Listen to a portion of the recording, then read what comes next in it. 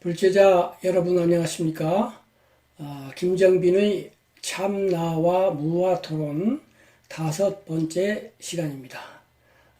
지난번 마지막에 제가 복음 이야기를 하겠다고 그랬어요. 느닷없이 불교 이야기 하다가 기독교 복음이 왜 나오느냐? 정말 뜬금없다고 생각하신 분 있을 것 같아요. 그런데 지난번에 말씀드렸죠. 저는 신대승을 주장한다고요. 불교가 시대 변화에 맞추어서 그동안 인류가 축적해온 집단 지성을 수용해서 적극적으로 변화하지 않으면 이 시대에 살아남지도 못할 뿐 아니라 설사 살아남는다 하더라도 뒤나 졸졸 따라다니는 그런 불교밖에 되지 않는다. 다행하게도 불교는, 기독교는 그런 거 없어요. 한번 니케아 종교회의에서 삼위일체 확정한 이후로 한 번도 흔들린 적이 없습니다. 그런데 불교는 인간의 종교이기 때문에 대승 불교가 발흥하면서 많은 변화를 일으켰어요. 그리고 그 변화는 2000년 전에 일어났단 말이에요. 그래서 2000년이 흘렀으니까 이게 또 한 번 변화를 해야 된다, 이런 이야기예요. 그런데 대승불교는, 단어는 대승불교 하나인데 자세히 들여다보면 갈래가 워낙이 많아요. 그래가지고 이 공부를 하다 보면 길을 잃어버리기 십상입니다. 도대체 이게 어쨌다는 거냐, 이 말이 무슨 말이냐 알아듣기 어렵기도 해요. 그러다 보니까 이제 중국에서 초기 대학생들이 교판이라고 해서 부처님의 팔만대장경 너무나 많고 많습니다. 그러니까 그러지 말고 이거를 편성을 해서 이해를 해봅시다.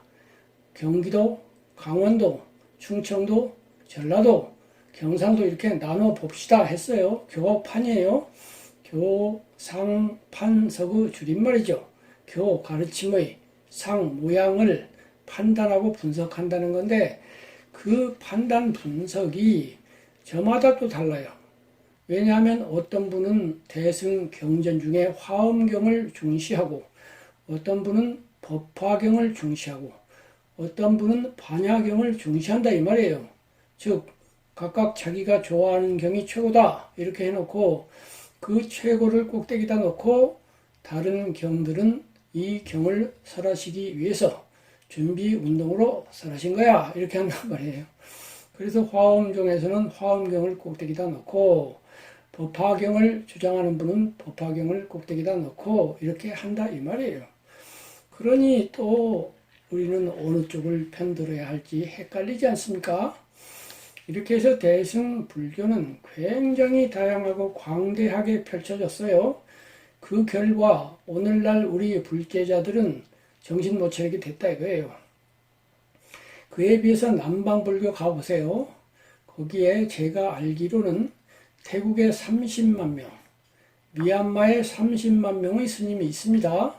그 60만 명의 스님을 한 자리에 모아놓고 그중 아무 스님에게나 불법을 10분 만에 간략하게 말해주세요. 그러면 다 똑같은 소리 합니다. 사제 8정도 이야기할 거라 이 말이에요.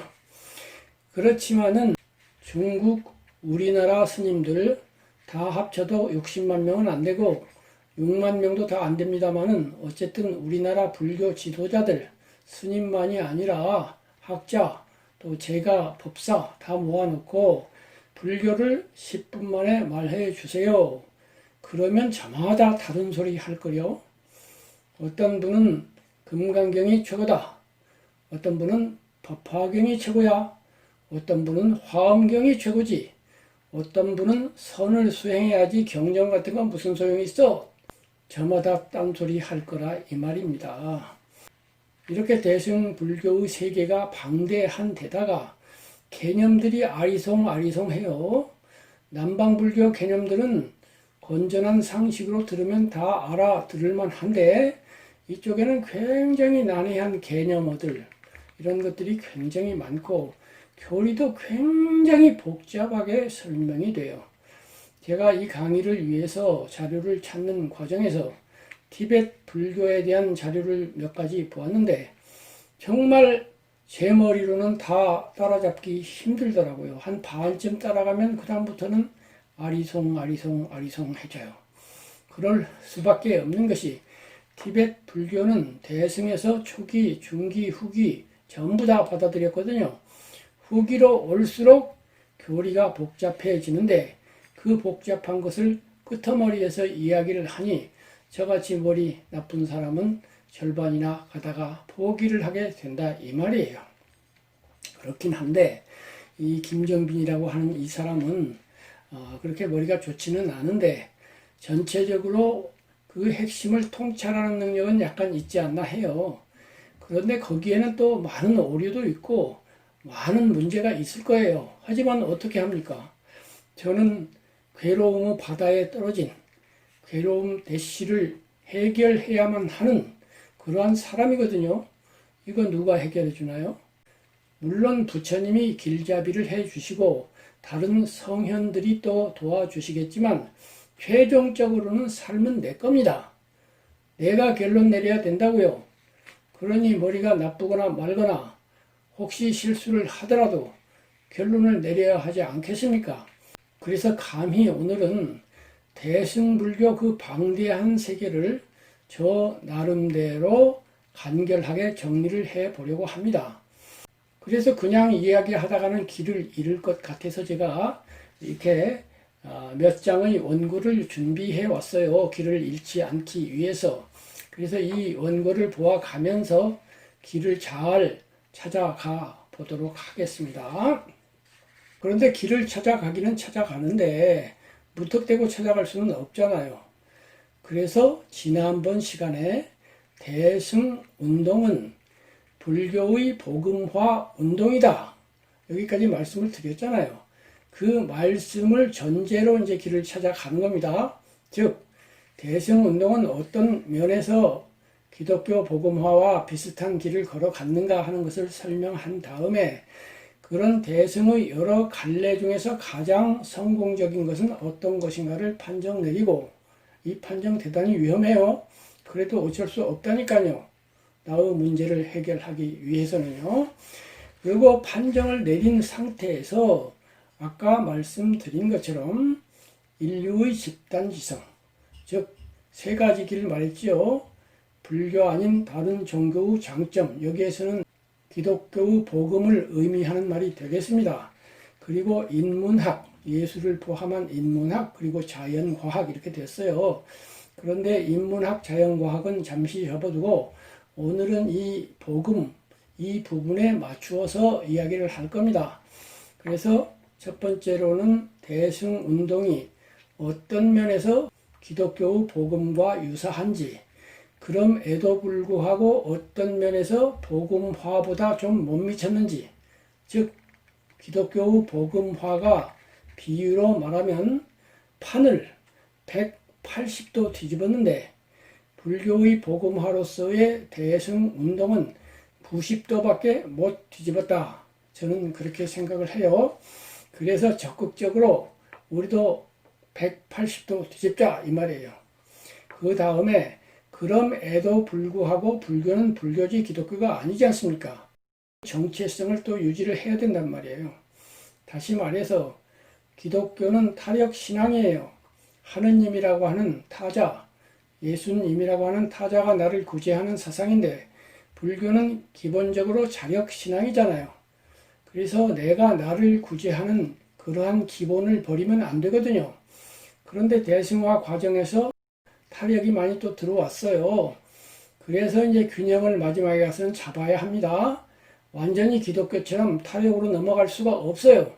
그렇다고 자력만 할 수도 없어요. 그래서 자력과 타력의 조화점을 찾아야 한다 이 말입니다. 그것이 저의 결론일 것인데 미리 말씀을 드립니다. 그래서 이제 처음부터 출발을 할 것인데 시간이 좀 많이 걸릴 수 있으니 미리 양해해 주시기 바랍니다. 가장 먼저 우리는 중도를 결국 탐구하게 될 것입니다. 제 강의가 무아로부터 출발해서 무아는 방편설이다. 그래서 중도를 알아봐야 된다 이렇게 됐잖아요. 그래서 중도를 중심으로 이 무아를 이야기하는데 이 중도가 대승불교에서 강조된다 이 말이에요.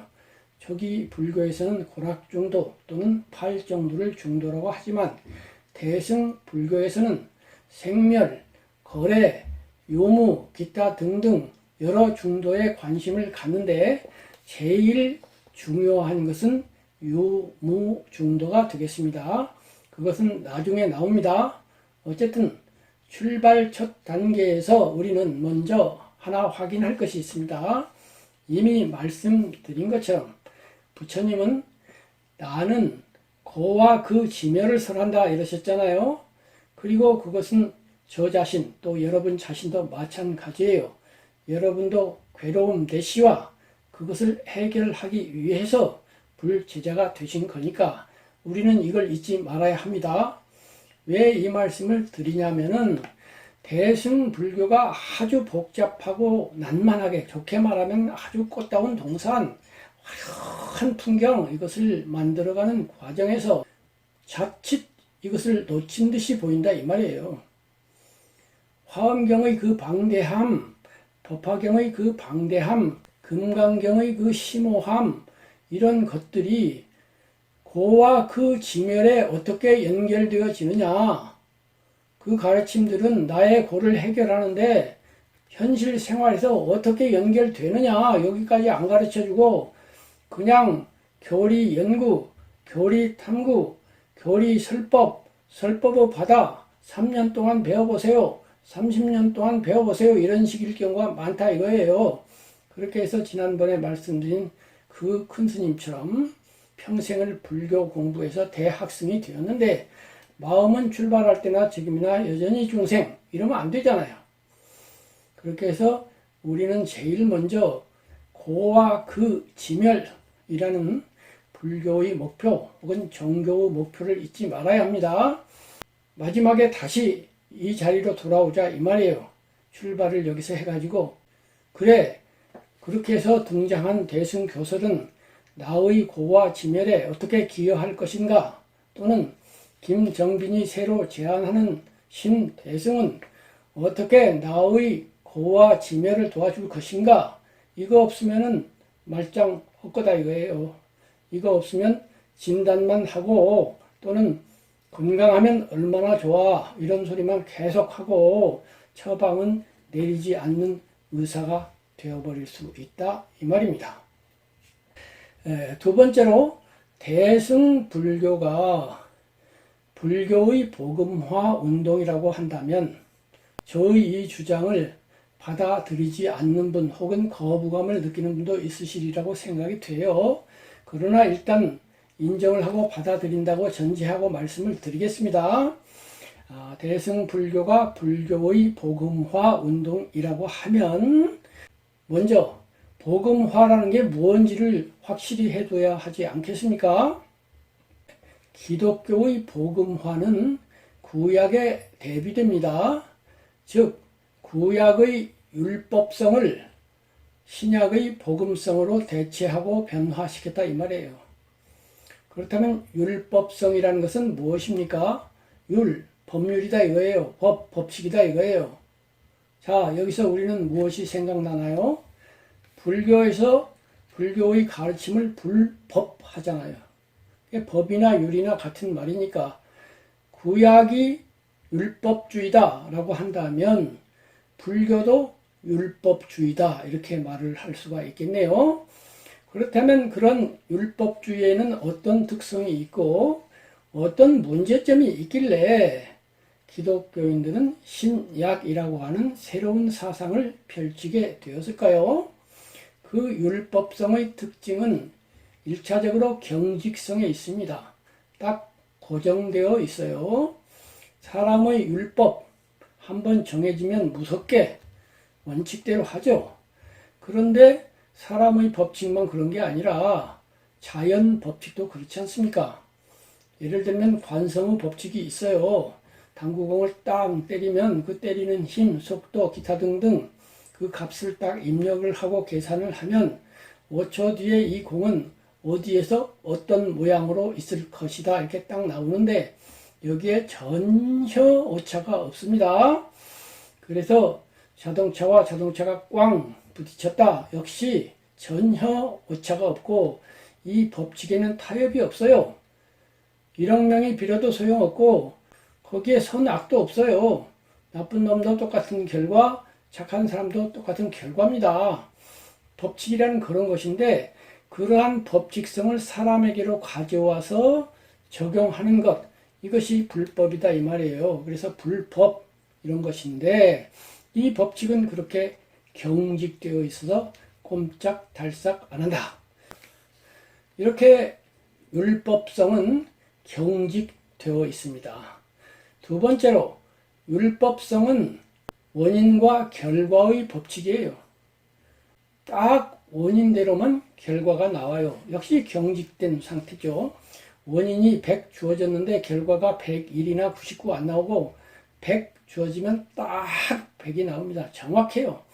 그래서 이 법칙은 굉장히 공정합니다. 한편으로는 굉장히 냉정하고 한편으로는 굉장히 공정해요. 냉정하다는 것은 저 사람이 일찍 죽지 말아야 하는데 이 법칙성에 잘못 걸려들면 일찍 죽어버려요. 요절해버려요. 착한 사람 입장에서는 냉정하기 짝이 없고 그러나 법칙은 그러한 것입니다. 이렇게 법칙성은 인과성이고 인과성은 경직되어 있으며 경직되어 있는 그 원인 결과는 오차와 빈틈이 전혀 없습니다. 그렇게 해서 수백만 명이 탄원을 해도 이 법칙은 들어주지 않기 때문에 아주 공정하다고 말할 수가 있어요.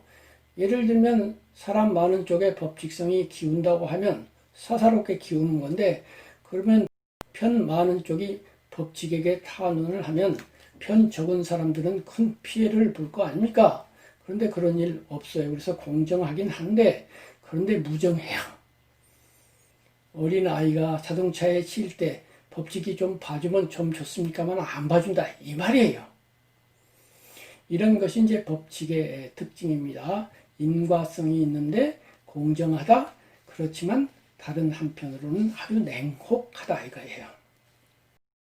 그렇다면은 불교로 넘어와서 불교의 인과법이라는 것이 굉장히 강조가 되지 않습니까? 선인 선과 악인 악과 선한 원인을 심으면 선한 과보가 맺히고 악한 원인을 심으면 악한 과보가 맺힌다 이런 얘기죠. 그래서 불교의 기초 교리인 연기는 대개들 인과법으로 넘어와서 이해가 돼요. 그래서 지옥, 악이, 수라, 축생도 설해지고 인간, 천상도 설해지고 그런다 이 말이에요. 전생에 네가 잘못했으니까 금생에 이렇다고도 하고 내생 잘 되려면 금생에 잘해 이렇게도 말한다 이 말이에요.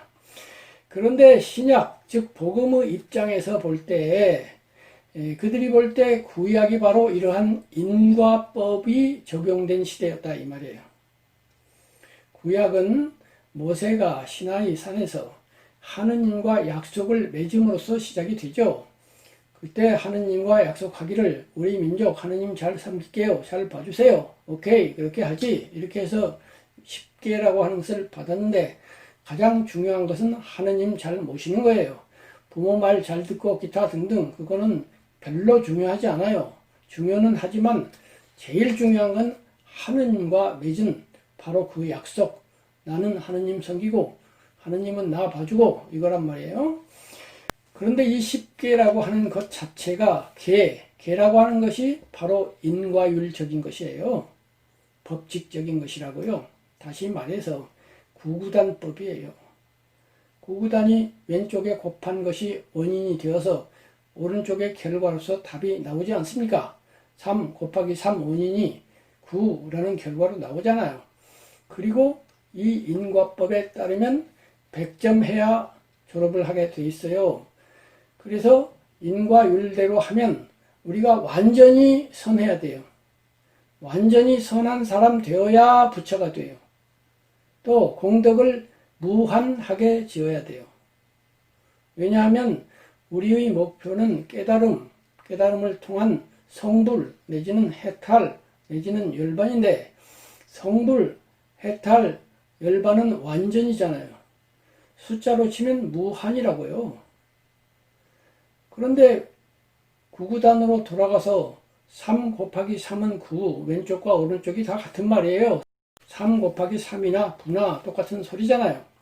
그러니까 왼쪽 오른쪽은 결국 같으니까 이퀄 표시를 하는 것인데, 오른쪽에 열반이라는 결과를 얻기 위해서는 왼쪽에 무한이라고 하는 수행을 해야 돼요. 근데 어떻게 무한히 수행을 합니까? 못하잖아요. 그러면 열반 못 얻잖아요. 바로 이러한 문제가 구약시대에 일어났다라고 복음주의자들은 말합니다. 즉 구약시대 1300년 동안에 아무도 100점 맞은 인간이 나오지 못했다는 겁니다. 유다인들이 가장 존중하는 민족 시조 아브라함도 100점 못 맞았고, 하느님하고 계약을 성사시킨 모세도 100점 못 맞았더라 이 말이에요. 인간으로서도 못 맞았겠지만 또 다른 문제는 그들이 원죄를 갖고 있었더라 이 말이에요. 아담이 하느님을 거역함으로써 생긴 첫 번째 원죄가 유전이 돼가지고 아무리 착하게 해봐야 해결 안 되더라 이 말이에요. 그래서 하느님이 안 되겠다 해가지고 아드님을 보내셨다.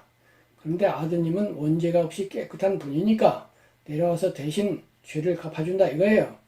그래가지고 믿는 사람은 그 순간, 믿는 순간 구원받는다. 이렇게 되니까 얼마나 쉬워요. 그래서 복음이에요. 쉬워서. 그러니까 불교에서 불교를 대승화한다고 할 때 그 대승성은 일단 쉬워야 돼요. 복음화가 되려면 쉬워야 된다고요. 가기가 쉬워야 돼요. 그 길이. 거꾸로 말하면 대승불교가 등장할 수밖에 없는 이유는 그동안의 불교가 쉽지 않았다는 거예요. 너무 어려우니까 뭐 쉽게 해보는 방법 없나, 그런 고민을 자연스럽게 했다 이 말이에요. 그것을 의식했든 안 했든 간에. 지난번 설명 한 가지만 다시 생각해 보면, 대승불교는 명상법 같은 거 별로 이야기 안 하고 설법의 포포스에 빠뜨려 버리려고 한다. 이것도 쉽게 하자는 뜻이 있어요. 그런데 눈 감고 혼자 앉아서 자기의 심신을 바라본다든가 혹은 무슨 화두를 든다든가 이거 굉장히 힘들잖아요. 그렇게 힘들게 하지 않고 뭐 쉽게 하는 방법 없어. 기본적으로 복음화는 쉽게 하자. 이런 뜻이 있는데, 기독교로 돌아가서 100점 맞으려고 그렇게 애쓸 거 없어. 믿기만 해. 그러면 바로 100점이야. 모세도 못 가고 아브라함도 못 간 건 내가 바로 간다니까. 이거 얼마나 쉽고 얼마나 복된 소식이고 얼마나 기쁜 소식이고 얼마나 가벼운 소식입니까? 그래서 복음이에요. 그렇다면은 그런 구약의 어려움은 어디에 기초하고 있느냐면 자력성에 기초하고 있어요. 내가 나를 구제하려고 하면 힘든다 이 말이에요. 근데 하느님의 은사, 하느님의 은혜, 이걸로 구원받으면 되게 쉽다. 이것이 이제 복음의 특성이에요. 그러니까 기독교인의 입장에서 복음의 시대가 열린 것은 한편으로는 구약 1300년 동안 완전자가 안 나왔기 때문인데, 이것은 하느님이 그렇게 계획하셨다 이렇게도 볼 수 있어요. 다시 말해서 야 너희들 너희 스스로를 구제해봐 하고 1300년 동안 운영을 했지만 안 됐잖아. 이제 뼈저리게 알았어?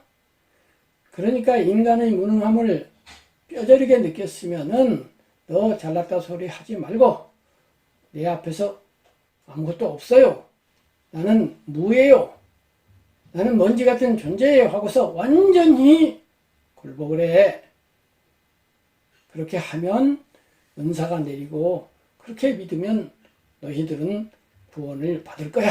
이렇게 됐더라 이 말이에요. 그렇다면은 이러한 기독교의 복음화, 즉 가는 길을 쉽게 하는 이러한 면이 불교에서는 어떻게 나타나게 되는 걸까요? 아까 말씀드린 설법을 통해서 간다. 명상이니 좌선이니 이런 힘든 거 안 하고 믿고 듣고 찬탄하고 그러는 동안에 저절로 간다. 이런 것도 그 중에 하나인데 그것을 대승불교의 각 흐름, 여러 흐름이 있죠. 그 흐름들을 하나하나 점검해 보겠습니다. 대승불교의 여러 흐름들이 있죠. 그 흐름들을 하나하나 점검하면서 그 흐름들의 사상이 어떤 면에서 기독교 복음화와 유사한가를 한번 살펴보겠습니다. 그렇게 해서 기독교의 복음화는 자력을 포기하고 타력에, 이미 타력이었지만 신에 의존하는 것이 더 강력해졌다 이렇게 볼 수가 있는데 이러한 복음의 입장에서 구약시대의 자력이 상당 부분 강조되어서 100점을 향해 나아가려고 애썼던 시기, 이 시기는 불교와 굉장히 유사한데 이러한 구약, 넓게 보면은 불교가 가는 길, 불교인이 가는 길은 비판적으로 말하면, 기독교가 비판적으로 말한다면 뭐라고 할 수 있느냐면 불교인이 듣기에는 좀 거북하겠지만 요즘 유행하는 말로 희망 고문이에요. 희망이라고 100점을 제시했는데 아무도 갈 수 없으니 희망 고문이죠. 100점이 되면 좋아요. 근데 100점이 될 수 없어요. 근데 가야 돼요. 뒤로 가면 안 돼요. 그쪽으로만 가야 돼요. 그러니 얼마나 힘든 길입니까? 희망 고문이 그런 거잖아요. 희망이 있는데 될 수는 없어. 그래서 내가 고문을 받고 있어. 바로 이것이 불교인을 어둡게 하는 부분입니다. 정직하게 말해보자고요. 길거리 지나가는 사람 10명에게 설문을 해봐요. 전부 다 비종교인만 대상으로 하자고요. 물어보는 거예요. 불교, 개신교, 가톨릭 세 종교를 놓고 밝기를 비교해 보세요. 어느 쪽이 가장 밝은 느낌을 줍니까? 그리고 어느 쪽이 어두운 느낌을 줍니까? 이렇게 물어보면 어떠한 답이 나올까요? 객관적으로 생각해 보자고요. 제 생각으로는 개신교가 가장 밝다는 점수를 받을 것 같고요. 불교가 가장 어둡다는 점수를 받을 것 같아요. 가톨릭은 그 중간입니다. 이런 현상이 왜 일어나느냐면 다른 기타 등등 이야기할 거 없어요. 바로 이거예요. 어려워서 그래요. 자력의 어려움 때문에 그렇다고요. 자력의 어려움이 우리가 가는 길을 희망 고문하기 때문에 그렇다고요. 그리고 가톨릭과 개신교의 밝기 차이도 거기서 나와요. 두 종교가 똑같이 하느님을 믿고 복음을 믿지만은 가톨릭은 2조에서 1조는 똑같아요. 2조에서 자력으로 힘쓰라 이걸 또 강조를 해요. 그럴 수밖에 없어요. 복음 지금까지 이야기한 걸로는 굉장히 좋은데 문제가 많아요. 왜냐하면 복음을 믿는 순간 구제받는다 이 말은 내 마음대로 행동해도 아까 말한 100점 되려고 노력할 필요도 없고 내가 10점이라도 구원받고 99점이라도 안 믿으면 구원 못 받아요. 세종대왕도 구원 못 받아요. 이순신 장군 구원 못 받습니다. 그런데 남을 죽이고 간첩질하고 우리나라 회방 놓고 그런 사람도 감옥에서 회개했다고 해서 목사님 앞에 가갖고 할렐루야 나는 구제받았어요 이러잖아요. 이러한 문제점이 가톨릭이 초기에 기독교를 계속 운영해 보면서 생긴 거예요. 실컷 나쁜 짓 하고 평생 살다가 죽기 직전에 신부님 빨리 오세요. 나 지금 죽어가고 있어요. 종부 성사 이래가지고 잘못했습니다. 그동안에 할렐루야 하고 죽으니까 천당이에요. 이런 문제점이 있어요. 그래서 가톨릭에서는 그러지 말고 1조를 바꿀 수는 없지만 2조도 좀 강조하자. 착하게 살아야 돼. 이렇게 하니까 그 부분만큼 어두워진다 이 말이에요. 그래서 무조건 밝기만 하면 또 좋은 것도 아니에요. 그래서 이제 마지막 결론에 가서 제가 이 둘의 조화, 자기 스스로 노력하는 부분, 이것과 그러나 또 쉽게 가는 부분, 이 부분을 5대5로 잘 조화를 시킵시다. 이런 결론에 이를 건데, 이것은 지금 설명드린 것으로 봐서 자명하잖아요. 그 점에서 저는 불교 카톨릭을 말하고 있는 셈이라고 해도 돼요. 다른 점은 카톨릭은 1번 하느님에게 헌신, 2번 이웃사랑을 통한 점수 획득 이렇게 되는데, 그런데 우리는 거꾸로 되어 있어요. 먼저 하느님이 전제되지 않고요. 그 다음에 우리는 자기 마음을 먼저 맑히고 그 맑힌 마음으로 이웃을 사랑합시다. 이렇게 되어 있어요. 그런데 그 맑히는 방법이 이른바 대승에서 소승이라고 불렀던 그 시기에는 개, 정, 해, 특히 정, 명상법, 혼자 앉아서 눈을 감고 있는 것, 이것을 통해서 해보자. 여기에 중점이 주어져 있었는데 우리는 그것도 하고 하지 말자는 거 아닙니다. 절대로. 그것도 하고 그러나 그것이 너무 힘들고 또 그것만으로 안 되는 부분이 있으니 설법, 청법, 교리의 정밀한 이해, 신앙 이런 부분으로 보완을 하자 이러한 뜻입니다. 바로 이 지점에서 대승불교가 발흥하는 시점에서 대승불교인들이 바라본 기존 불교, 부파 불교죠. 초기 불교가 100년 지나고 여러 부파로 나뉘어서 약 3,400년 동안 전개되어 온 부파불교, 이 부파불교를 소승이라고 부르면서 대승이 발흥했다 이 말이에요. 그렇다면 이 부파불교는 어떤 면에서 그렇게 자력 그리고 인과법에 매몰되어 있었을까요? 바로 이 인과법의 파괴 또는 인과법의 수정, 이것이 대승불교라는 의미가 있어요. 인과법이라고 하는 것은 지금 말씀드린 것처럼 구구단 법칙이어서 우리를 숨모시게 한다 이거예요. 그런 면에 있어서 인과법을 절반은 인정하지만은 그러나 절반은 오히려 인과법을 파괴해 버려야 되고 뒤집어 버려야 된다 이 말이에요. 그것이 복음이다 이 말이에요. 복음에서 10점짜리가 100점 되고 99점짜리도 구원 못 받는다. 이것이 굉장히 불합리하지만은 이러한 불합리성이 도입되지 않고서는 숨쉴 겨를이 없어요. 희망 고문에서 벗어날 수가 없다고요. 이러한 복음 정신을 대표하는 예수님의 말씀이 많아요. 이 예수님이라고 하는 분은 역대 사상가 중에 그 점에서 가장 독창적이고 가장 탁월해요. 한편에서는 엉망진창이에요. 이 법칙성, 인과성, 율법성 입장에서 보면 순 엉터리예요. 예수님이 말하죠. 첫째가 꼴찌 되고 꼴찌가 첫째 되느니라. 또 큰아들 10년 동안 아버지 잘 모셨는데 상 안 주고 작은아들 밖에 나가서 엉망진창 살다 돌아와서 참여했다고 해가지고 큰아들한테는 안 주는 상 주고, 모든 게 역설투성이에요. 예수님 말씀은 모든 것까지는 아닌데 그런 것들이 굉장히 많고 그렇게 역설 뒤집어서 말하는 거기에 예수님의 탁월성이 있어요. 부처님만이 아니라 인류의 역대 스승들 중에서 이렇게 인과법을 파괴하면서 당신의 법을 선포한 분은 예수님밖에 없어요.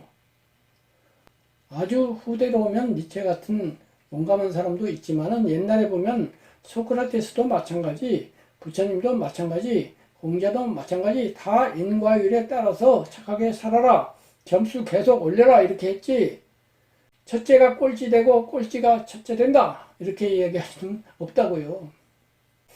바로 이러한 것이 인과법인데 이 인과법에 대승 불교인들이 볼 때에는 기존 불교가 매몰되어 있었더라 이 말이에요. 그렇다면 그러한 매몰성의 근본은 어디에 있느냐? 그 근본은 연기법이 인과법으로 바뀌고 그러다 보니까 인과법이 시간성으로 적용되면서 3세 시류, 법체 항유 쪽으로 흘러간 데 있어요. 부파불교 시대에는 20개 부파가 있었던 것으로 알려져 있는데 그 중에 가장 유명하고 힘이 셌던 부파가 설일체유부거든요. 이 설일체유부는 그 이름에서도 알 수 있죠. 설 말한다. 일체는 유부 있다고. 일체가 있다고 주장하는 파다 이거예요. 이 교파의 교설은 3세 시류 법체 항유라는 8글자로 정리되어 있어요.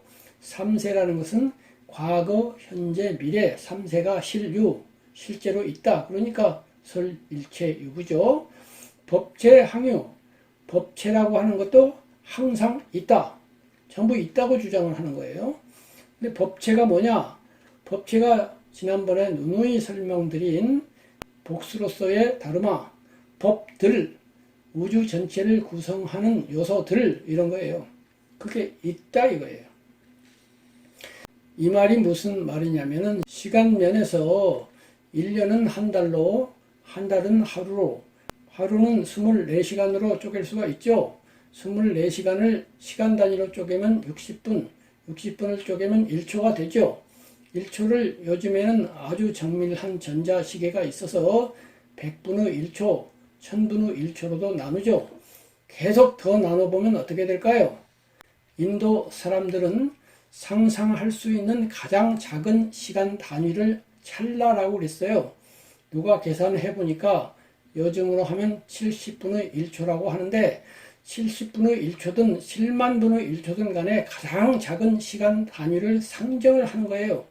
그리고 시간 단위 가장 작은 그놈은 시간 요소죠. 시간 요소는 있다. 이것이 이제 3세 시류예요. 그렇게 해서 이 시간 단위가 깜박깜박하면서 이어져 나간다. 이런 거예요. 그리고 그것을 큰 뭉텅이로 치면은 과거, 현재, 미래가 되어서 과거생, 현재생, 미래생으로 이어진다. 이런 거예요. 그 다음에 공간에서도 대동소이해요. 공간도 마찬가지예요. 이 우주를 현대 물리학으로 보면은 우주 전체가 1000억 개의 은하계로 되어 있고 은하계는 1000억 개의 별들로 되어 있고 그 안에 태양계 있고 그 안에 지구 있고 지구 안에 5대양 6대륙이 있고 아시아 안에 대한민국 있고 대한민국 안에 남북한 있고 남한 안에 경기도 있고 경기도 안에 고양시 일산 서구 대화동 몇 번지 이렇게 있다 이거예요. 점점 더 이제 잘라 나가는 거예요. 아까 찰나까지 잘라 나가듯이 그렇게 잘라 나가면 여기에 돌멩이가 하나 있을 때 돌멩이를 계속 자르고 분석하면 어떻게 돼요? 현대 물리학은 원자에 도달을 하지 않습니까? 가장 작은 알갱이죠. 시간에서는 찰나라고 하는 알갱이, 공간에서는 원자라고 하는 알갱이가 있죠. 그런데 현대 물리학은 다시 원자를 또 쪼개는 거예요. 계속 쪼갤 것인가, 그 가장 작은 알갱이에서 멈출 것인가, 이것이 중요해요. 즉 마지막 원자, 원소를 인정할 것인가, 아니야 그 알갱이도 계속 분해하면, 끝까지 분해하면 결국 알갱이는 없어져 버리는 거야. 이거예요. 그런데 부파 불교 시대의 거의 모든 불교인들, 그 대표자로서의 설일체유부에서는 있다. 그 알갱이 있다. 그 알갱이는 파괴되지 않은 채로 있다라는 결론을 내렸던 거죠. 그에 비해서 대승불교는 그거 없어. 그것은 자성이야. 자성이 없다는 게 불교라니까. 연기법에 근거할 때 그건 있을 수가 없어. 서로 조건 지어져 관계 지어져서만 사물이 존재한다고 하는 연기법에 비추어 볼 때 그런 알갱이가 들어설 땅은 전혀 없걸랑. 이렇게 해가지고 그 알갱이를 자성의 일종으로 보아버린 거예요. 이러한 패턴은 참나와 무아에 똑같이 적용이 돼요. 계속 현상계를 분석해 들어가고 헤집어 들어가면 마지막에 불변하는, 그놈을 그놈에게 하는 알갱이 있다. 이게 참나잖아요. 이게 또 영혼이잖아요. 이게 또 이데아라고도 볼 수 있잖아요. 근데 부처님은 관계성만으로 설명을 하기 때문에 마지막 알갱이를 설정하지 않는데 현대 물리학이 그것을 옆에서 증거하고 있어요. 현대 물리학은 원자를 다시 분해할 수 있고 마지막에 가면 뿌연 안개, 에너지의 안개만 존재한다 이렇게 되잖아요. 그 에너지의 밀집에 따라서 물질이 되기도 하고 에너지 상태로 있기도 해요. 이렇게 말하잖아요. 그래서 제가 불교의 무화설을 나중에 자연과학으로서 보증 세우겠다 했는데 바로 이런 부분이 그런 부분이에요. 그렇다면은 현재 남방불교는 어떨까요? 적어도 제가 보기에는 남방불교 또한 설일체유보와 비슷한 생각을 갖고 있어요. 똑같지는 않아요. 그러나 마지막 원소를 인정한다는 점은 똑같아요. 다만 설일체유부처럼 인정하지는 않아요. 좀 더 설득력이 있어요. 남방불교 교리를 뒷받침하고 있는 아비담마라고 하는, 즉 논장이죠. 논장, 경율론에서 논장, 이 논장을 남방불교 테라와다에서는 부처님이 설하신 것으로 봐요. 그런데 그 증거는 확실하지 않은 것 같아요. 설했든 안 했든 간에 거기에 근거하여 위수띠 마가라고 하는 책, 남방에서 가장 중시되는 논장 해설서죠. 붓다 고사라는 분이 쓴 책인데 그런 책들을 해설한 것들을 보면 제일 먼저 무슨 얘기가 나오냐면은 빠냐띠와 빠라마타 이야기가 나와요. 이 빠냐띠라고 하는 것은 개념이라는 뜻이고 빠라마타는 실체, 실제로 있는 것, 실제라는 뜻이에요. 그래서 이 빠냐띠는 무아 교설을 설명할 때 예를 들면 여기 김정빈이 있다. 그런데 계속 분석해 들어가면 김정빈이 남자라고 하는 것을 증거할 그 어떤 요소도 발견할 수가 없어요. 그래서 이름은 김정빈이라고 개념 짓지만 그 개념은 어쩔 수 없이 쓰는 것이지 일상 용어로서 쓰는 거예요. 제가 지난번에 말씀드린 것처럼 김정빈을 김정빈 17, 김정빈 50 이렇게 번호 붙일 수 없는 것처럼 하는 수 없이 남자니 여자니 사람이니 위니 아래니 하지만은 그런 것은 다 빤야띠 실용적으로 필요한 개념들이지 실제 진짜는 아니거든요. 이렇게 말을 해요. 그렇다면 진짜는 뭐냐? 실제 즉 빠라마타는 뭐냐 이거예요. 빠라마타가 있다는 거예요. 그러면서 네 가지 실제 빠라마타를 제시를 해요. 이 네 가지는 오늘 다르게 재편한 거예요. 1. 색수상행식의 색, 물질, 사람을 중심으로, 나를 중심으로 할 때 물질, 이것이 실제 빠라마타라는 겁니다. 두 번째, 오온 중에 마지막인 식, 이 식이 마음의 왕이라는 거예요. 심왕, 이것이 빠라마타예요. 그리고 수상행, 이것도 빠라마타예요. 근데 이것 두 개를 구별을 해요. 식을 심왕으로 보고 나머지 마음들은 그 마음에 딸려 있는 그러한 신하들처럼 보는 거예요. 간단히 말하면. 그래서 수상행 세 가지인데 수상 아닌 건 다 행에다 넣고 행은 굉장히 많기 때문에 굉장히 복잡한 이야기를 하지만 그런 거 다 빼고 어쨌든 식과 기타 등등 이렇게 된다 이 말이에요. 이렇게 세 가지 우리의 심신에 있는 세 가지 빠라마타를 말한 다음에 마지막으로 열반, 이 빠나를 또 하나의 빠라마타로 봐요. 여기에 대해서 저는 좀 의문이 가요. 우선 우리가 경험하는 이 오온과 경험을 어떤 면에서는 초월한다고 할 수 있는 니빠나를 동등한 자격에다 놓고 똑같은 빠라마타로 볼 것인가에 대해서는 약간 고개가 갸웃거려지고요. 또 다른 것은 이 물질과 마음, 마음을 심왕과 기타 등등으로 분별하든 말든 그냥 마음 전체적으로 볼 수 있잖아요. 그럼 몸과 마음이라고 하는 것 자체를 각각 실체로 볼 수 있느냐 이것입니다. 제가 누누이 말씀드렸듯이 저는 부처님이나 불경이나 이런 것 앞서서 불교 밖의 집단 지성을 우선적으로 고려한다고 그랬잖아요. 그럼 마음은 둘째치고 우선 몸만 보자고요. 몸은 물질이죠. 그리고 물질에 대해서는 아무리 불교 논서들이 또는 위수디 막가가 분석을 한다고 해도 현대 물리학과 생리학이 분석하는 것을 따라가지를 못하죠. 비교 자체가 안 되죠. 몸을 지수화풍으로 나눈단 말이에요. 아니 지금 몸을 지수화풍으로 나눌 때입니까?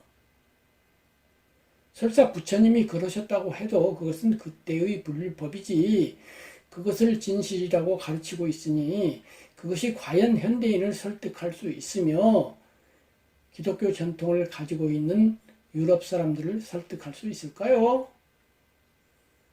안 된다 이거예요. 그런데 남방 교설은 물질을 그렇게 분석하고 있어요. 그리고 그거를 지금 많은 분들이 관심을 가지고 배우고 있는데 그렇게 배워서 과연 될는지 저는 모르겠어요. 그리고 아까 말씀드린 것처럼 몸은 계속 분석해 들어가면 원자가 되고 마지막에 에너지로 가버리는데 거기에 무슨 빠라마타 같은 게 있습니까? 어디에 실제가 있어요? 있다고 할 만한 게 없는데 계속 변화하고 있는 상이 상관하는 연기하고 있는 상태만 있지 마지막 알갱이 없다니까요. 그것은 마음에 대해서도 똑같아요.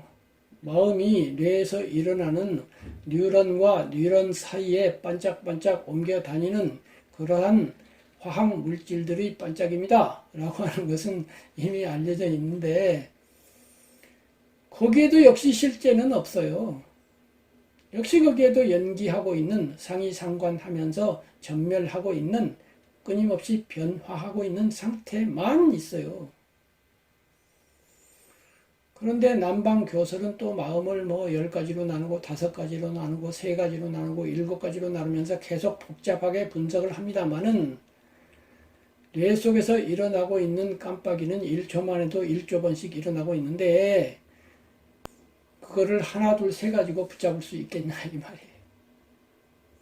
결론지어 말씀드리면은 남방의 빠라마타설 또한 설 일체 유부의 유 있다. 마지막 알갱이 있다. 라고 하는 것과 괴가 같다 이거예요. 대동소이하다 이거예요. 그에 비해서 대승은 그러한 궁극적인 알갱이, 근본적인 알갱이 그런 거 없어. 무자성이야.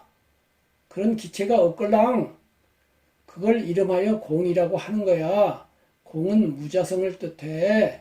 연기만 있어. 텅 비었어. 그 알갱이가. 이게 공이다 이 말이에요. 그리고 좀 더 확대해보면 이런 원자, 원소, 알갱이를 인정하는 순간 암암리에 처음에 애써 부정했던 빤야띠, 즉 김정빈이는 개념으로만 있지 실제로는 없어라고 해서 김정빈을 분해해서 없애려고 했던 무화 방향으로 실컷 나갔던 김정빈이가 은근히 다시 들어서는 문제가 생겨요. 그렇게 알갱이를 인정하는 순간 김정빈이라고 하는 사람을 인정하는 그런 의미가 있다고요. 이렇게 사람을 인정하면서 수행을 하면 역시 뭔가 시원통쾌한 데까지 못 간다고 저는 생각을 해요. 그래서 대승법은 사람 중심이 아니에요. 부처님을 이야기할 때도 석가모니라고 하는 역사적 실존 인물에 주목하지 않고 석가모니의 부처성, 깨달음성 거기에 주목을 해요. 역사적 존재에 주목하지 않는다고요. 왜냐하면 이 불성, 공성, 모든 사물에는 알갱이가 없어 자성이 없어라고 하는 이런 공성의 입장에서 볼 때는 석가모니라고 하는 역사적으로 80년을 점유했던 그러한 시대라든가 공간적으로 키 180cm 내지는 몇 cm를 점유했던 그러한 한 인간이라든가 그런 거 없어요. 그런 칸막이가 툭 터진다 이거예요. 나를 이렇게 칸막이 하고 있는 이런 피부라고 하는 나와 남을 구별하는 이 칸막이가 툭 터져버린다 이거예요. 시간 칸막이도 마찬가지예요. 시간에도 찰나성이 인정되지 않아요. 찰나라고는 알갱이는 인정되지 않고 끊임없이 유동하는 그런 파동성으로 대상을 본다 이거예요. 빛이라는 게 그렇잖아요. 빛은 알갱이이기도 하고 파동이기도 하잖아요. 빛은 입자와 파동이라고 하는 서로 상반되는 두 가지 성질을 이상하게도 갖고 있어요. 입자이면 파동일 수 없고 파동이면 입자일 수 없는데 파동이기도 하고 입자이기도 해요. 입자라면 물방울처럼 혹은 눈처럼 시간이 가면 쌓여야 되잖아요. 그럼 빛이 계속 하루 종일 내리면 빛이 쌓이겠네요. 안 쌓이잖아요. 또 파동이라고 하면 태양에서부터 지구까지 오기 위해서는 빛은 자기를 전달해 줄 매질이 있어야 돼요. 물결이 있기 위해서는 물이 있어야 되잖아요. 그런데 그 사이에는 막막한 진공이 펼쳐져 있잖아요. 빛을 옮겨다 줄 매질이 없잖아요. 그리고 매질이 있고 없기에 따라서 빛은 속도가 달라야 돼요. 매질을 타고 오면 아무래도 저항이 일어날 테니까요. 그런데 빛은 진공이든 뭐든 가는 속도가 똑같아요. 진공에도 막 달려요. 그 빛은 이상한 거예요. 시간이라는 것도 그렇고 물질이라는 것도 그런 것 같아요. 그런 양면성이 있어요. 알갱이성이 전혀 없다고 할 수는 없어요. 세포라고 하는 단위가 있고 더 분석하면 원자라고 하는 단위가 있긴 있어요. 그런데 또 분석해보면 없어요. 이러한 양면성을 다 고찰하는 것이 중도거든요, 사실은. 이 중도는 나중에 설명하겠지만은 있음과 없음이라고 하는 양면성을 다 보자 이거예요. 파동성과 입자성을 다 보자 이거예요. 그래서 대승이 초기 불교의 그런 입자설, 요소설을 부정한다고 해도 암암리에 그것을 전제하고 있기도 해요. 어쨌든 이렇게 대승은 입자설, 요소설을 부정하면서 공을 주장하는데 그것은 이제 주로 대승의 반야부 계통, 이른바 중관사상 계통에서 하는 말이에요.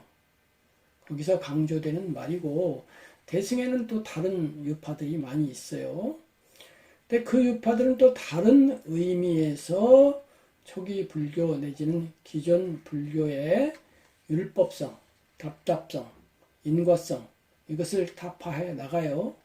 대표적으로 아미타, 관음 등 타력신앙이 있죠. 극락세계를 설하는 아미타경이라든가 관세음 보살을 설하는 그러한 경전들은 타력이죠. 내가 나를 구제하는 것이 아니라 아미타, 관세음이 나를 구제하죠. 그러니까 이것은 아예 대놓고 기독교적 복음으로 건너가려고 복음화 운동을 한 것인데 이게 180도가 되지 못하고 90도 밖에 되지 못했어요. 그래서 아미타 신앙이나 관음 신앙은 오늘날 기독교의 예수님 신앙하고 대적을 하지 못해요. 왜 그러냐 하면은 아미타불이 출발할 때 법장 비구라고 하는 보통 사람이었어요. 중생이었다고요. 그러니 그 중생이 어마어마한功德을 쌓아서 부처를 이루고 또 당신의 원력으로 극락세계를 건설했다 하더라도 출발은 중생이었다 이거예요. 그래갖고 어마어마하게功德을 지었다 이건데 아무리 어마어마해봤자 수는 굉장히 많아지겠죠. 십자에다 동그라미를 100개 붙일 수도 있고 5만 개를 붙일 수도 있고 5억 개를 붙일 수도 있겠지만 아무리 그래봤자 유한해요. 그리고 출발점은 계속해서 중생이에요. 중생이 아무리 해봤자 무한되겠냐 이 말이에요. 적어도 기독교인이나 그쪽 입장에서 볼 때는 그래 봤자예요. 불교인이 볼 때도 좀 뭔가 속 시원하지가 않아요. 처음부터 하느님이었으면 괜찮은데 처음에는 그냥 법장 비구밖에 안 됐어요. 이러한 문제점이 있어요. 그래서 타력으로 가긴 가는데 아주 강력한 타력이 되지 못하고 머물고 말았어요. 또 법화경에서는 석가모니 부처님이 구원 검내에 이미 성불했다. 근데 이번에 잠시 모습을 놔둬서 이번에 성불한 것처럼 그렇게 한 거다. 이런 또 내용이 나오지만은 그 또한 마찬가지예요. 구원 검내 해갖고 까마득한 예전에 했다고 하지만 그 까마득 해봤자 역시 그것도 동그라미를 계속 붙일 뿐이지 성불하기 전에 시절이라는 것이 가정되어야 하고 그때는 역시 중생에서 출발을 했어요. 그래서 역시 시간만 계속 고무줄처럼 늘었지 근본적인 문제는 해결하지 못한 사상이다 이거예요. 그럼에도 불구하고 이러한 사상에는 깊이 음미해서 오늘날 불교인들이 원용할 수 있는 부분이 있습니다. 그것은 이번 강의가 아닌 다른 강의에서 제가 말씀드릴 거예요. 그 강의 제목은 윤회는 있다예요. 제목 그대로 보면 제가 윤회를 옹호하는 것처럼 들리겠지만 그렇게 단순하지 않습니다. 좀 복잡해요. 그러나 복잡하지 않기도 해요. 역시 윤회에 대한 저 나름의 새로운 해석, 새로운 결론이 있습니다. 그것은 다음 강의를 기대해 주시고요. 어쨌든 그것은 그것이고 지금 이 관점에서 볼 때 그런 아미타, 관음, 법화 사상은 복음화 쪽으로 가긴 갔는데 기독교가 180도 뒤집을 때 90도밖에 못 뒤집었다. 저는 그렇게 결론을 내립니다. 그 다음에 화엄 사상이 있어요. 화엄이라고 하는 것은 결국 부처님의 세계가 그렇게 화엄하다, 화장장엄하다 이런 얘기인데 그렇게 해서 부처님을 계속 찬탄을 해요. 위대하고 위대하고 숭고하고 숭고하십니다 하고 찬탄을 하는데 역시 마찬가지. 출발점은 역시 중생에서 출발해서 부처가 된다는 것. 그래서 아무리 찬탄을 보태도 동그라미만 계속 그리는 그러한 결과를 벗어나지 못한다는 문제점이 있어요. 그래서 이제 화엄에서는 모습으로 보이는 부처님을 화신불로 낮추고 그 근본으로서의 비로 잔화불을 설하시게 돼요. 모습으로 보이지 아니하는 형체 없는 부처님 또는 이 우주 자체가 부처님이라고 보고 부처님 이렇게 되는 거예요. 그런데 이름이 있어요. 비로 잔화불이라고. 바이로 차나 비로 잔화불이라는 이름이 있어요. 그리고 법신이라고 불려요. 법신 할 때 신은 몸신자거든요. 거기다 이름까지 있어요.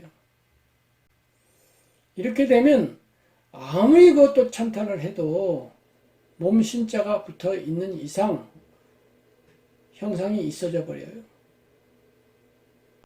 그리고 실제로 역사 속에서 비로 잔화불이 불상으로 만들어지잖아요. 가운데 딱 앉아서 손을 이렇게 하고 계시고 양쪽에 이제 보신불로서의 아미타불, 화신불로서의 석가모니불이 앉아 계시는 삼존 불상이 있죠. 그래서 더 나아가서 비록 잔화불은 그렇게 형상으로 모시기는 하지만 사실은 형상이 없는 거야. 법계 이대로가 부처님이야. 중생을 위해서 할 수 없이 형상을 만든 것뿐이야. 또 이렇게 돼요. 그런데 그렇게 되는 순간 이제 힌두교의 브라흐마하고 경계선이 애매모호해져요. 우주 자체가 브라흐마이고 또는 그 배후에 브라흐마라고 하는 불변하는 영원한 말로서 형용할 수 없는 그러한 신이 계시고 그 신이 우주를 놔두었다든가 하는 그러한 브라흐마 사상하고 상당히 비슷해요. 그런데 다행하게도 화엄경은 그것과 구별되게 우주 법계가 중중무진 연기를 한다. 그 유명한 비유가 있잖아요. 거대한 인드라망, 거대한 그물코처럼 우주는 짜여져 있어서 각 그물코가 따로따로인 것 같지만은 이쪽 그물코를 당기면 옆에 그물코가 그리고 우주 법계의 그물코가 다 따라 움직이듯이 서로 인연지어져 있는 거야. 이렇게 설함으로써 힌두교와는 다른 연기법이라고 하는 불교의 고유 철학을 지키고 있기도 해요. 그래서 화엄경은 힌두교가 되지 아니하고 불교로 남을 수 있기는 한데 한 가지 문제가 있어요. 그렇게 장대하고 장엄한 그러한 화엄경의 세계 내지는 철학 내지는 교설이 맨 처음에 우리를 출발시킨 고와 지멸 그것과 어떻게 연결되느냐 이 말이에요. 아까 말씀드린 아미타경이나 관세음 신앙은 계속 아미타불을 부르면 또는 관세음보살을 부르면 우리의 고와 지멸을 그분이 대신 해결해 주실 거야. 실제로 해결해 주든 안 하든 어쨌든 그렇게 고와 지멸, 문제의 해결, 괴로움 대시의 해결이라는 데다가 귀결을 시켜놨는데 화엄경은 어떻게 귀결을 시키느냐 이 말이에요. 그것은 화엄경 설법을 계속 들어서 부처님에 대한 신앙심이 엄청 높아져서 그 신심의 배를 타고 갈 수 있다. 마치 기독교인이 설교를 많이 들어서 하느님을 숭배하는 마음이 엄청 낮아가지고 환희심을 일으키듯이 그렇게 되는 거죠. 그 점에 있어서 화엄경은 기독교인이 말씀을 중시하는 것처럼 말씀을 중시하고 그래서 복음화 쪽으로 갔다고는 할 수 있는데 이미 말씀드린 것처럼 부처님은 신처럼 될 수가 없어요. 처음부터 신이었다 이렇게 출발된 것이 아니고 한 인간으로부터 계속 출발하기 때문에 중생으로부터 출발하기 때문에 그러한 신앙이 신을 믿는 그러한 기독교인 내지는 유태교인처럼 강력할 수가 없다 이 말이에요. 알라를 위해서 야훼를 위해서 예수를 위해서 죽은 사람은 많아도 법신 부처님을 위해서 죽는 사람이 많지 않거나 거의 없는 이유는 그래서 그렇습니다. 또 하나 그러한 장대한 부처님의 세계를 너무 묘사하다 보니까 상대적으로 우리 중생이 너무 작아져요. 나하고 부처님이 너무 멀어진다고요. 결국 우리는 부처가 돼야 되는데 부처님을 높이면 높일수록 내가 낮아져 가지고 가는 길이 멀어진다고요. 심지어 화엄경은 부처님까지 도달하는 단계를 52단계나 설정해 놓았다 이 말이에요. 십신 10단계 믿음, 10주 10단계 머물름, 10행 10가지 행동, 10회향 10가지 회향하고 10지 이제 여기서부터는 성인이죠. 41지부터 50지까지 10지 10가지 경지 그 다음에 51지 등각 거의 부처님 52지 묘각 진짜 부처님 이렇게 돼 있다 이 말이에요. 이 머나먼 길 52km 아니에요. 걸어가는데 520km도 아닌 것 같아요. 5억 2천만 킬로미터도 넘는 것 같아요. 도무지 갈 것 같지가 않아요. 그래서 대승, 쉽게 하자고 한 대승이 오히려 어렵게 되어버렸고 처음에 희망 고문에서 벗어나려고 했던 취지가 희망 고문을 더하는 면이 있게 되어버리고 말았어요. 그 다음에 이제 대승 열반경이 있어요. 이 열반경은 남방 빨리경에도 있거든요. 그런데 대승에도 대반열반경이 있어요. 그거는 전혀 다른 경인데 거기에 이제 중요한 일체 중생 시류 불성론이 나와요. 그럼 일체 중생 시류 불성은 뭡니까? 모든 중생에게 부처 성품이 있다 이렇게 됐어요. 이것만으로도 알 수 있죠. 이것이야말로 불교의 복음화라고. 우리에게 이미 불성이 있다라고 하는 것은 마치 기독교인들이 예수님의 피 흘림을 통해서 보석을 해가지고 모든 인간들의 죄가 근본적으로 없어진, 원죄가 없어진 그런 거하고 굉장히 비슷해요. 우리가 중생인데 중생으로서 부처 쪽을 나가는 게 아니고 나는 이미 부처라 이거예요. 그걸 모르고 있었는데 그걸 알아라 이 말이에요. 그러니까 갈 필요도 없어요. 그것을 정말로 안다면 아는 순간 나는 부처니까 이미 100점인 거예요. 내가 20점인 줄 알았는데 10점인 줄 알았는데 내가 100점이에요. 그걸 몰랐어요. 그래서 아는 순간 100점이라면 그것이야말로 복음이 아니고 무엇입니까? 또 하나 이 대반열반경의 장점은 긍정 언어를 사용한다는 거예요. 불성도 그렇고 상락아정도 그래요. 언어라고 하는 것은 긍정 언어와 부정 언어로 분류할 수가 있는데 긍정 언어와 부정 언어는 시소에 이렇게 양면으로 상대적인 것이긴 해요. 그런데 시소하고는 다른 게 하나 있어요. 시소는 이쪽 무게와 이쪽 무게가 똑같은데 언어는 안 그래요. 긍정 언어의 힘과 부정 언어의 힘을 비교하면 학자들은 부정 언어가 3배 강하다 이렇게 얘기를 해요. 그런데 저는 30배도 더 된다고 생각을 해요. 300배도 더 될지 몰라요.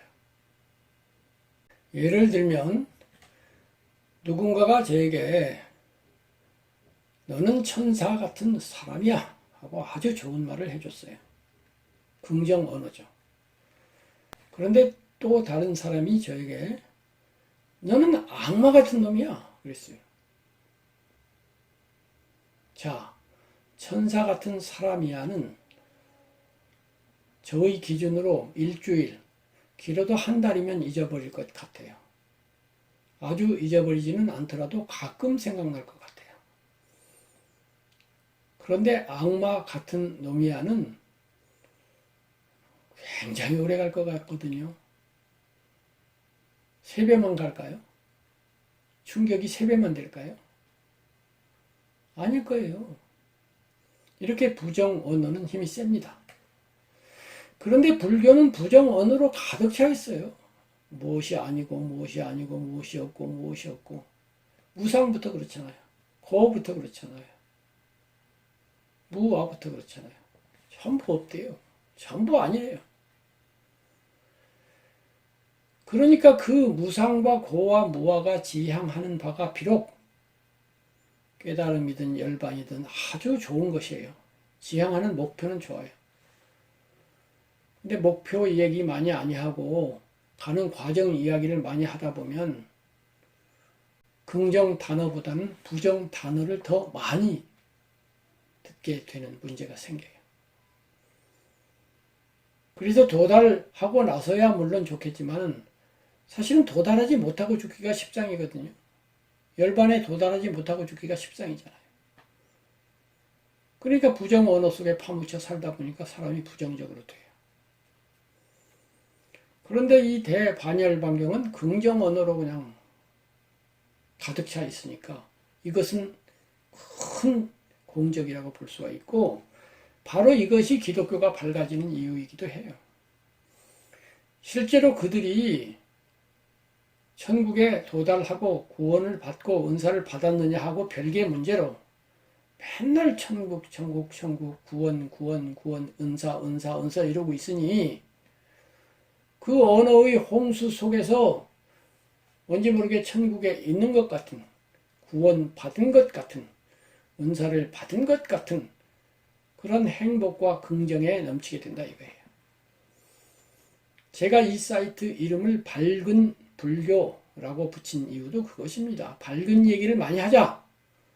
단어를 밝은 쪽으로 많이 쓰자 이거예요. 그래서 무아에 대해서도 무상에 대해서도 상, 고에 대해서도 낙 하셨더라 이 말이에요. 그럼에도 불구하고 저는 지금 무아를 주장하죠. 집착을 하니까 나에 집착을 하니까 그렇다 이거예요. 집착이 너무 끈질기고 100명 중에 99명은 집착하지 안 집착하는 사람이 없으니까 무아를 말하면 99% 맞아떨어져요. 근데 집착하고 있는 사람에게 하면은 잘못될 가능성이 많다 이거예요. 그래서 무아를 설하기는 하는데 그러나 무아는 또 그렇다 치고 고 말이에요. 고 하면 인생이 고처럼만 보이고, 낙이 안 보이고, 무상하면 인생에 굳건하고 튼튼하고 힘차고 활동적이고 행동적인 부분이 잘 안 보여요. 이거 잘 균형 잡아야 합니다. 어쨌든 그 점에서 대반열반경은 긍정 언어를 개발하고 많이 쓴다. 이거 참 좋은 점인 것 같아요. 그 다음에 이제 유식사상이 있어요. 유식사상. 마음을 깊이 들여다보아서 오늘날 우리가 무의식이라고 부르는 것까지를 발견했다고 볼 수 있죠. 또한 우리가 지금 토론하고 있는 이 나라고 하는 것이 마음에서 어떻게 형성되고 그것이 어떻게 문제를 일으키는지도 낱낱이 설명을 해요. 그런데 그 나도 불변하는 나는 아니며, 즉 7번째 의식인 말라식이 8번째 의식인 아레아식으로부터 영향을 받고 또 앞에 있는 6가지의 식들과도 상관하고 이러면서 8개의 마음이 서로 의지되어서 존재하고 변화하므로 역시 여기에도 나라고 하는 임시적인 나는 있어요. 그러나 불변하는 기체로서의 나는 없다. 이러한 결론에 도달해요. 이렇게 하는데 이 역시 그렇다면 그러한 분석 아주 복잡해요. 이해하기가 너무 어려울 만큼 복잡한 이러한 분석들이 분석을 위한 분석에서 멈추지 아니하고 어떻게 불제자의 나의 고를 지멸하는데 괴로움 대시를 완화하거나 없애거나 약화시키는 데 도움이 될 것인가, 이것이 중요하잖아요. 그런데 유식학에서는 거기에 별 관심이 없는 것처럼 보여요. 머리 좋은 사람이 계속 분석만 하고 있는 것처럼 보여요. 그리고 마침내는 부처님처럼 되려고 하면 3아승직업을 닦아야 된다 이래요. 화엄경 52지보다도 훨씬 많아요. 3아승지가 얼마나 대단합니까? 1겁을 누가 계산해 보니까 4억 년이래요. 4억 년도 어마어마한데 곱하기 아승지 곱하기 다시 3이에요. 아승지는 10에다 동그라미를 수십 개 붙인 거예요. 곱하기 겁 곱하기 3. 언제 될 거예요? 이게 희망이에요? 희망 고문조차도 아니에요. 이쯤 되면. 고문도 그런 고문이 없습니다. 그래서 이 분석은 배울만 하고 참고할 만한데 이것을 어떻게 우리의 고를 지멸하는 쪽으로 전환할 것인가?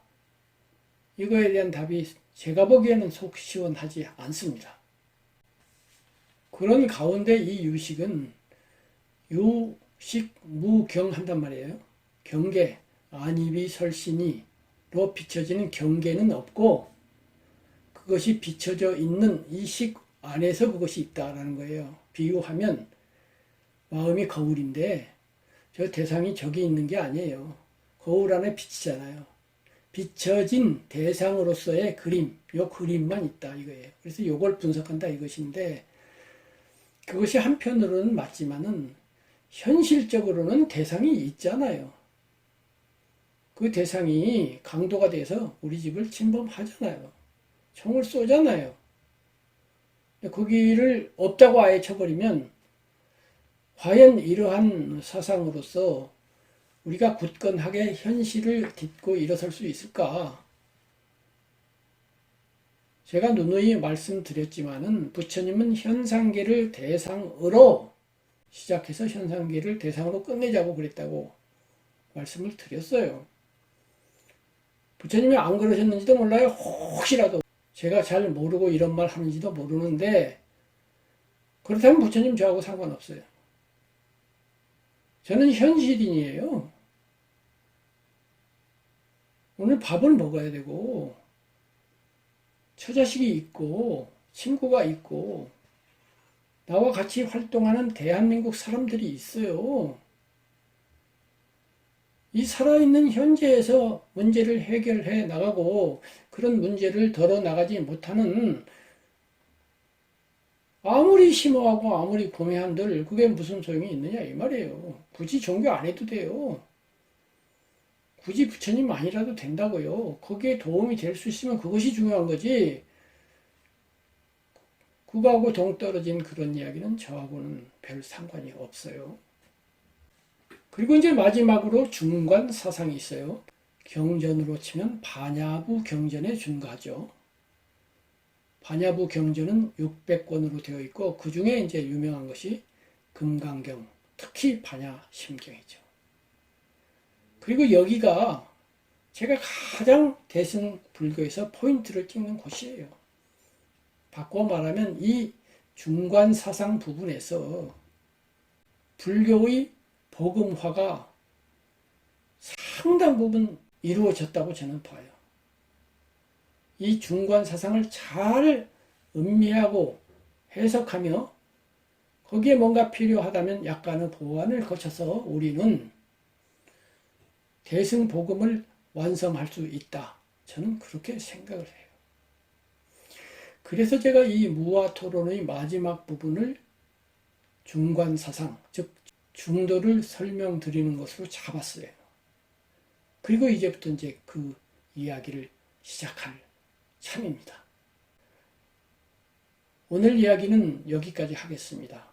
제가 한번 시작하면 1시간에서 1시간 반씩 하니까 따라오시는 분들이 상당히 힘들 것 같아요. 또 주변에 몇몇 분들이 힘들다고 그래요. 그래서 이렇게 끊어서 이야기를 하면 그나마라도 좀 낫지 않을까 싶어서 일단 중관사상 앞에까지만 도달하는 것으로서 오늘 강의를 마치고 다음 시간에는 중관사상을 중심으로 중도, 방편설로서의 무아설이 아니라 무아와 유아, 유아라고 하면 어폐가 있지만 유와 무라고 하는 양편을 가운데서 딱 바라보면서 한쪽으로 기울어지지 않는 시각, 그러한 중도의 시각, 이러한 중도의 시각에서 부처님의 초기 경설인 가전영경, 마하, 까짜이나 숫다, 이 경전을 읽어보고 또 이 경전으로부터 나온 것으로 볼 수 있는 반야심경, 반야심경에서의 공, 그리고 그 공의 설명으로서의 불생, 불멸, 불구, 부정, 부중, 불감, 여기에 대해서 이해를 해보도록 하겠습니다.